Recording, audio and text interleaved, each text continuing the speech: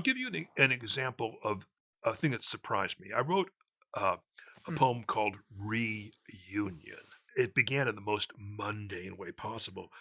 I made the mistake of going to one of my Stanford reunions, and uh, I hardly knew anybody there. The only people that were there were people that I didn't never liked to begin with or didn't recognize. And so I Mm. came back and I began to write a poem about being in a place that's supposed to be meaningful to you, but you really can't you don't recognize anybody.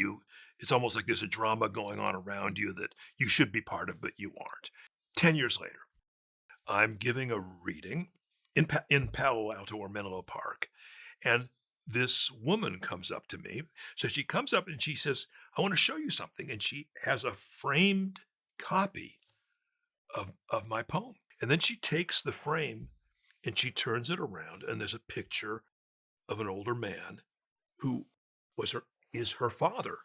And she says, "This poem uh, she just explained my dad to me because he has Alzheimer's. And this is how he must feel.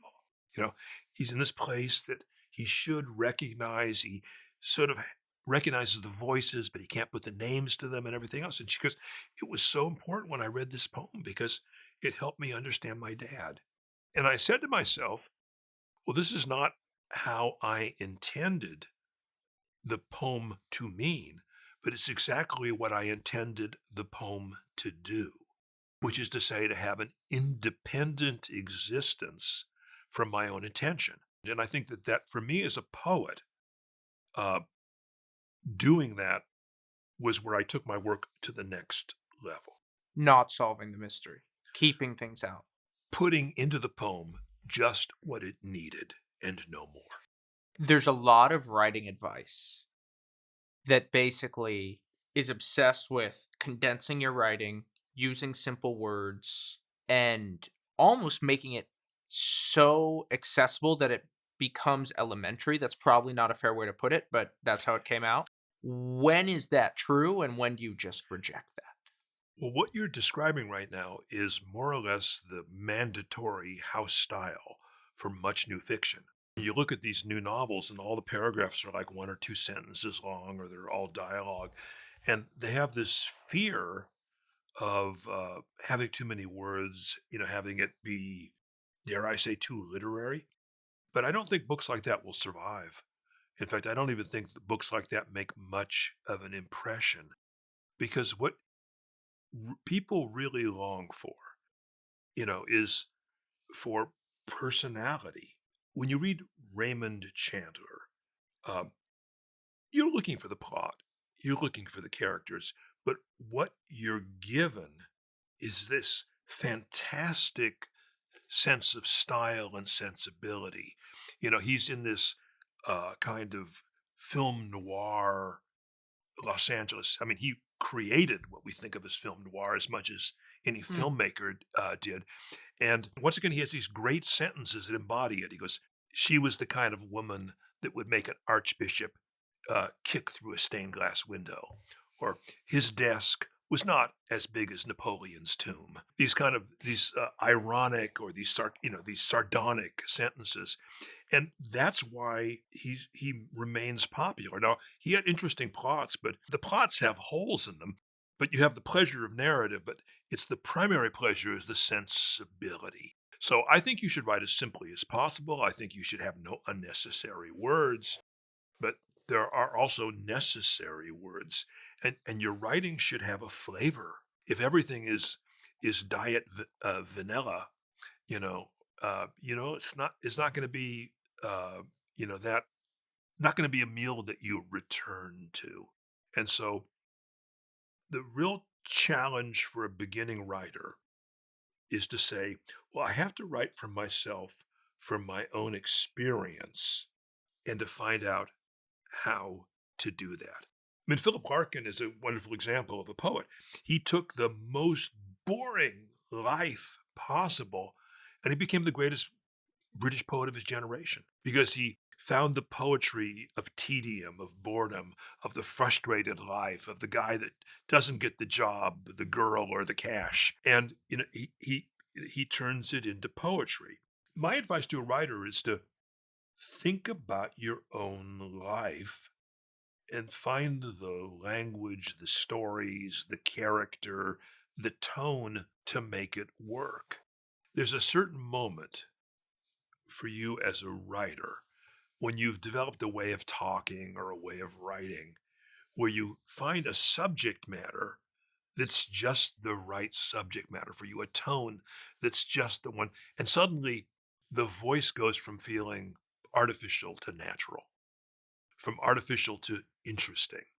I was raised in a very urban, very ugly, unmemorable, uh, second rate urban landscape. I didn't realize that around the corner from my high school, one of the great literary movements of the modern age would happen, which is rap. And they found a way of taking their crummy neighborhood and turning it into a kind of poetry. It's Mhm. not my kind of poetry, but it's an interesting kind of poetry. And it took me about, 20 years to figure out how to write about my own experience because, I really wished that I could write about the birch woods of Robert Frost or, the ocean of Joseph Conrad or John, Mhm. something like this. But that wasn't my world. When people are talking about not having their voice and they're frustrated, I think that there's a few things going on. One of them is they don't feel a sense of confidence in their authentic self or their authentic story. Yeah. Either they don't think that there's an interest in it, or they just think that their life is completely trite and boring. Yeah. And the other thing, sort of the analogy that I like to think about is you can imagine an instrument and you're just trying all these different instruments. And what is the one that you play and you're just playing naturally? And somehow it feels like it's has the potential to be perfectly tuned if only you give it work, but then also other people like that sound. And the challenge is that before you found that, it feels like this very mysterious thing that maybe you'll never find. And my sense is that once you find it, you're like, oh, it was kind of just there the whole time. Yeah. Something like that. Yeah. Everyone's life is trite and boring seen from some angle. The problem sometimes people have is they don't really want to admit anything that's embarrassing or shameful. Right. And so they want to, to look good from every angle. And that's going to make rather boring writing. People will uh, identify with you, especially insofar as you share the weaknesses that they perceive in themselves, which then allow them to believe in your strengths.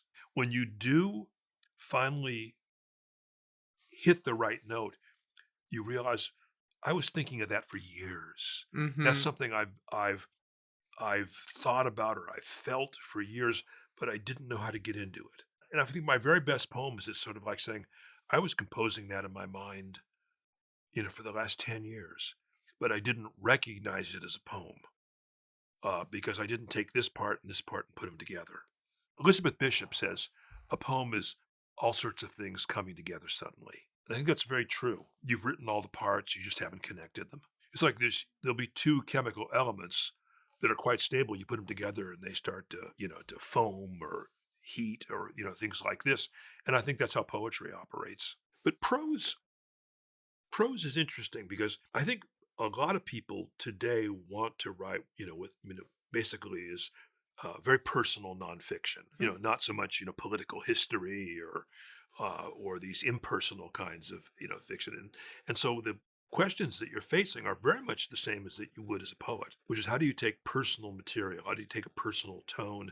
How do you take the fabric of your life and make it into something that's more than just an anecdote? And I don't know how you do that except through compression and style. Well, I think what a lot of people do if they don't feel like they have a style or a sense of voice is this how you see a lot of writers who end up living these crazy lives. Yeah. But you seem to have lived a fairly healthy, put together life. I mean, as much as you can, at least relative to people who are doing drugs and alcohol. First of all, it's a dangerous game to try to turn your life itself into a work of art. And that never never interested me because the people I knew that did this were self-destructive. I come from a family which is full of failure, full of people that ended badly, who didn't achieve what they wanted or ended up in jail or dead. I have enough drama going on in my heart and mind without needing to borrow any from the outside world. I have, tremendous swings of mood, and it'll be midnight, and I'll realize everything I've ever written is worthless. I remember once, my mid thirties, I just threw everything I'd written on the floor because it was a failure. It was a waste of my life. But I got over it. You've got to be in touch with your darker emotions, I think, to be a good writer. But I've led my life in a particular way, which is, why did I take a job in business? Well, I needed a job because I had no money. I needed a good job because I had a family, siblings and my parents that I needed to help support. But if I was making this Faustian bargain, Mhm. which is what it was, um, I had to be careful that I wasn't going to have the Faustian consequences. My professors at Harvard, they thought I was making a terrible mistake. Now, if I told them I was going to law school, they would say, well, okay, there's certain respectability. But to go to business school is like saying, I'm going to be the janitor in a bordello in their Mhm. mind. It was just an unacceptable thing. And I said, well, don't worry, I'm going to still write. And they just felt that that was a complete delusion. You would never write. But I did that so that I could spend 3 or 4 hours every day reading and writing in a disciplined way. And so I made this bargain that I would do this so that I could write. Now, I would say that there's overwhelmingly long odds that I would fail because, life just takes you in different directions. I mean, if I was at all sane about a year into this, I'd say this is the stupidest possible way. I'm a young man. I got to, love with this girl that I marry. We're in New York City. Why am I locking myself up in the basement every night? I mean, it's foolish. But I understood I was working for something else. I mean, What was it? Was it a dream? Was it a compulsion that you had to create? Was it a dream that you would become somebody someday? Was it some inspiration that you had and I said, "Oh my goodness, I want to follow that and feel what that's like"? What was the thing that was driving you? it's all those things. I mean, I think through most of your life, what gives you meaning, what gives you pleasure is your sense of yourself in the future. You're working toward the future. Now, I'm 74. If I spend too much time thinking about my future, I'm going to get depressed, because it's finite. But I'm still, pretty positive. Actually, I'm happier as an older man than I was as a young man. I was very temperamental and tempestuous as a young man. But I had this intense moment in Vienna of my vocation, and it came out of nowhere. I did not go there thinking I'd be a poet, but I realized that the life that was going to be given to me was to be a poet. That was the work that destiny or God or the muse, it was not given by me, it was given to me. Hmm. I mean, I And didn't so you decide almost this. surrendered to it. Yeah. Seneca says, if you follow your destiny, it guides you. If you resist it, it drags you behind it.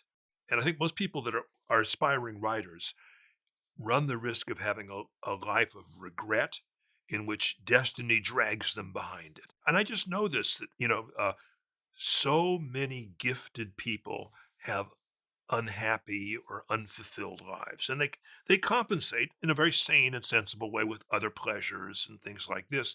But there's a sense of the unlived life. I Yes. mean, some people have it for romance, but I think most people, you find somebody who's right for you eventually, and you make a family, and that's really good. But it's not enough for somebody of large appetites, large ambitions.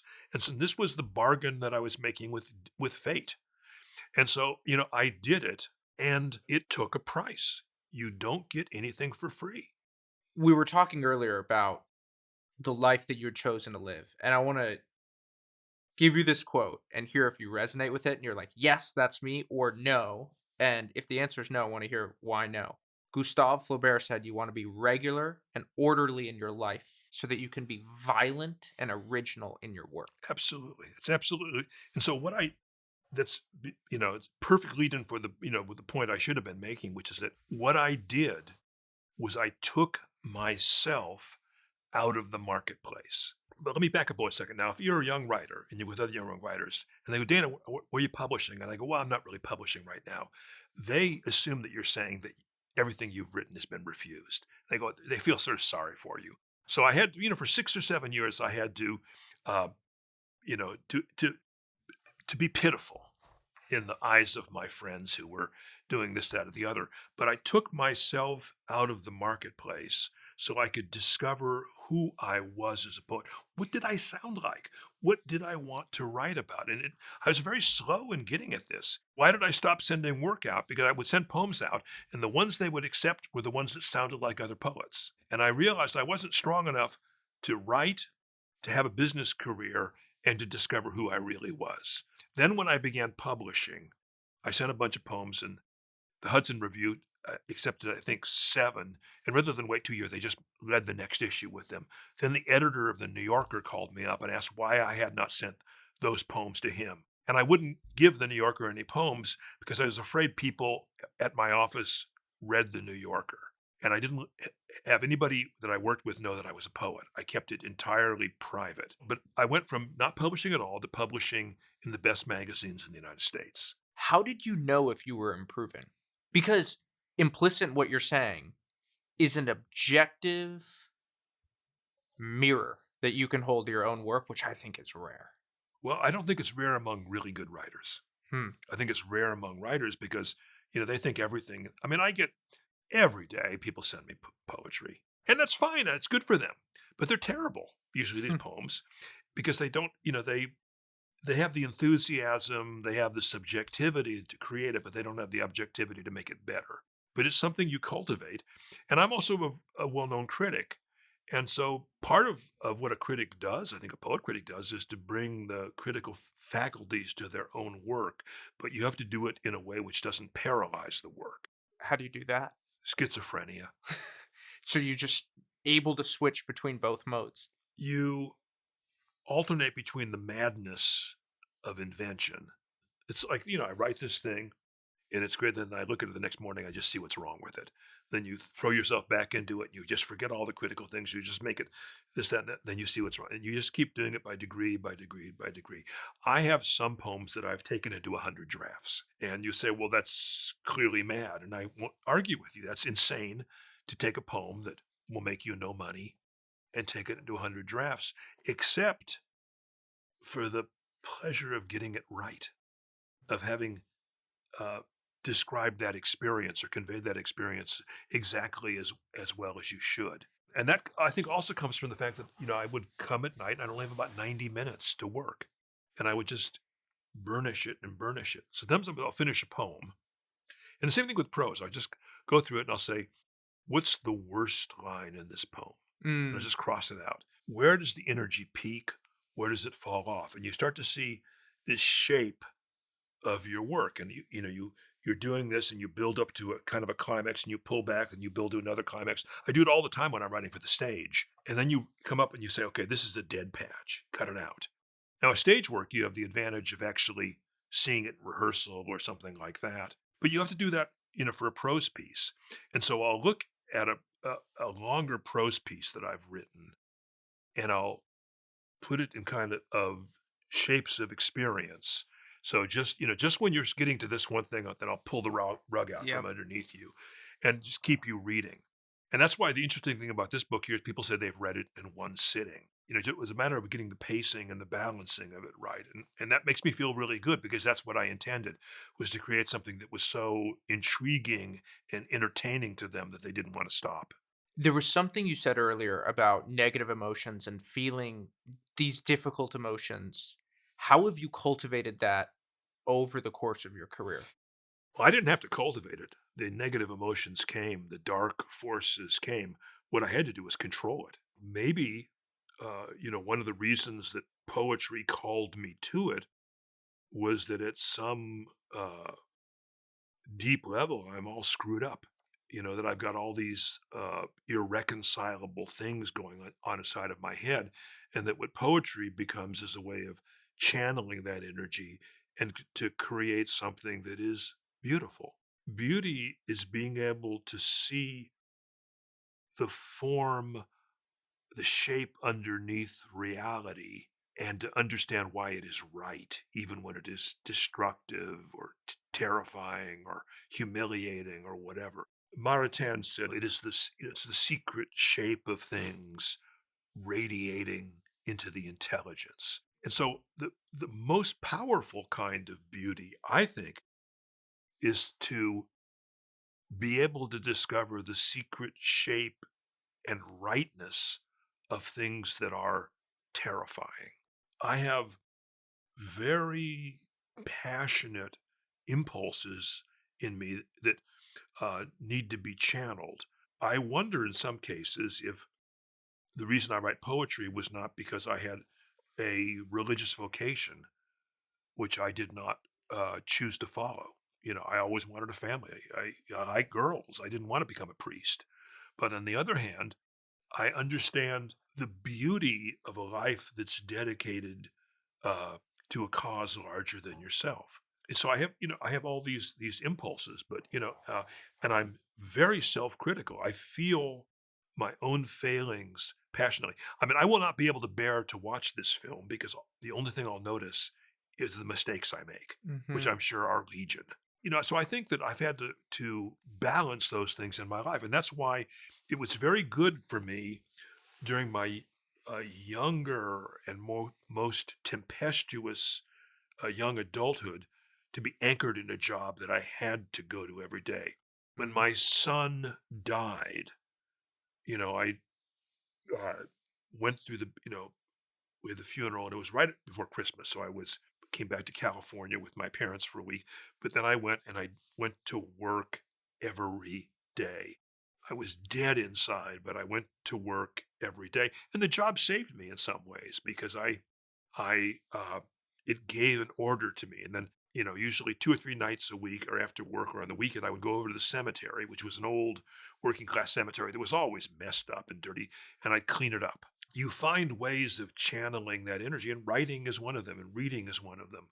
To write a very small, calm poem, requires years of suffering and years of joy. And everything you've suffered, everything you experienced, uh, will not be wasted, if it creates the way of seeing the world that, comes into your work. What did experiencing the outer depths of grief, how did that change your writing? My wife and I lost our first son. He died at 4 months of sudden infant death syndrome. He'd never been sick a day in his life. We'd waited a long time to have kids Ugh. because we felt, well, the kids are kind of a burden, or our lives are so busy. But as soon as we had a child, our life was suffused with joy. I mean, we realized we were just stupid to have delayed it that long. So we had it, then suddenly, it was abruptly, and really about a week before Christmas. So it was terrible, terrible, thing. Um, but when you're given a great grief, what most people try to do is to repress it or deny it. And I had worked with a couple of men who had lost sons, and they were kind of old-fashioned American men, so that they, after the a little bit of period of mourning, they just repressed it. What I saw them do was to, in a sense, shut off a significant portion of their own humanity to be able to cope with their life. And I understood why they were doing it, but I didn't want that to happen. So I made the decision that I would go wherever the grief led me. And one of the places it led me was to the graveyard.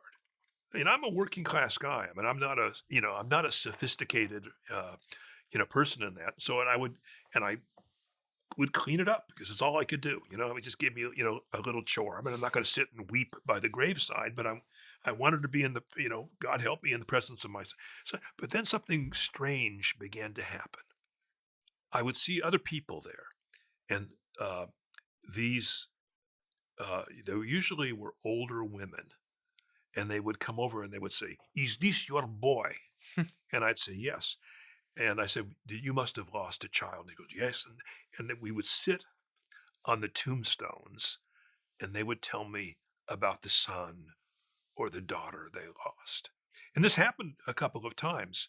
So here am I, Stanford, Harvard educated, MBA executive, who's doing yard work, talking to an old immigrant woman.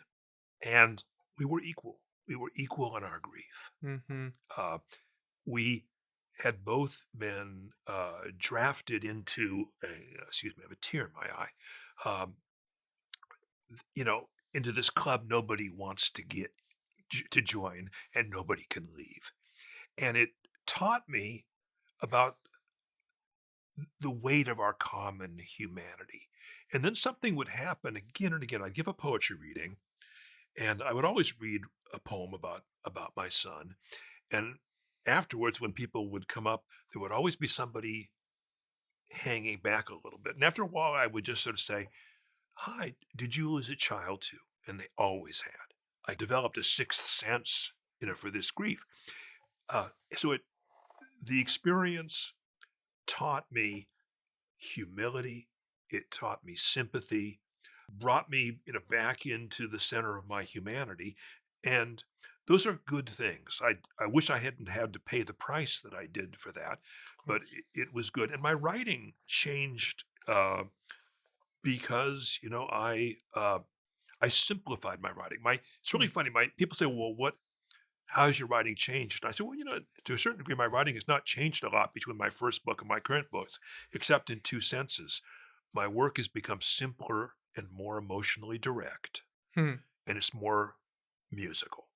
And so what I'm really saying is that I kind of knew what I should be doing there, and I've gradually developed the ways of doing it, and in a way that I think invites more people into the work.